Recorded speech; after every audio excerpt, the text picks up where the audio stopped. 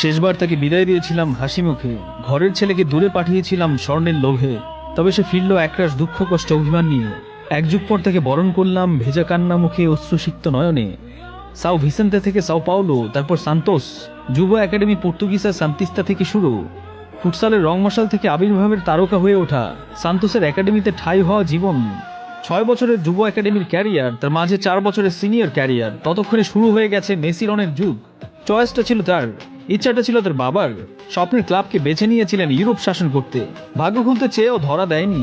আশায় যেটা ধরা দেওয়ার কথা সেটাও শেষমেশ মিলেনি। সান্তোস থেকে বার্সা, গোটা কয়েক বছর প্যারিসে, তারপর সৌদিতে বছর খানেক। ফিরলেন আপন নিরে শৈশবের ক্লাবে। কৈশোরের শেষ বয়সে কফিনের শেষ পেয়ে ঠুকাতে সান্তোসে আবারও ফিরলেন। জীবন আপনার, ক্যারিয়ার আপনার, সিদ্ধান্ত আপনার। ভুল ডিসিশন দূরে ঠেলে দেয় নেইমার তার বাস্তব উদাহরণ।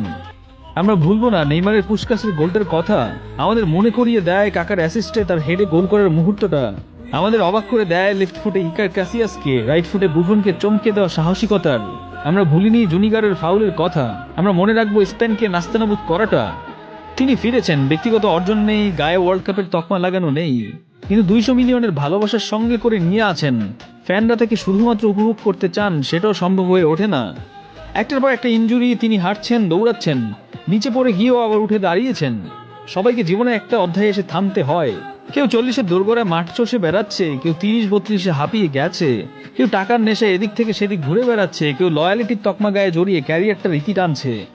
অভাগা, হতভাগা, আফসোস, দুর্ভাগ্য, দুঃখজনক। হতভাগ্য নেইমার ফ্যানরা এই শব্দগুলোর সাথে প্রত্যক্ষভাবে জড়িত।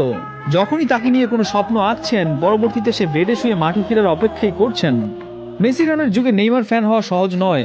স্কিল, ড্রিবলিং, স্পিড, ফিনিশিং কোনোটাই ব্যর্থতা ছিল না। ট্যালেন্টেড বলে চালিয়ে দিয়েছেন অনেকেই। ফুটসালের ছোট্ট নেইমার আজ বিশ্বসেরা তকমা গায়ে নিয়ে ফিরে গেলেন সান্তোসে। নেইমি ফ্যানরা প্রতিদিন স্বপ্ন দেখে, রোনালদো মেসির ভক্তরা তাদের খেলায় গোল উদযাপন করতে বসে থাকে, আর আমরা স্বপ্ন দেখি নেইমার ফুটবল কবে খেলবে।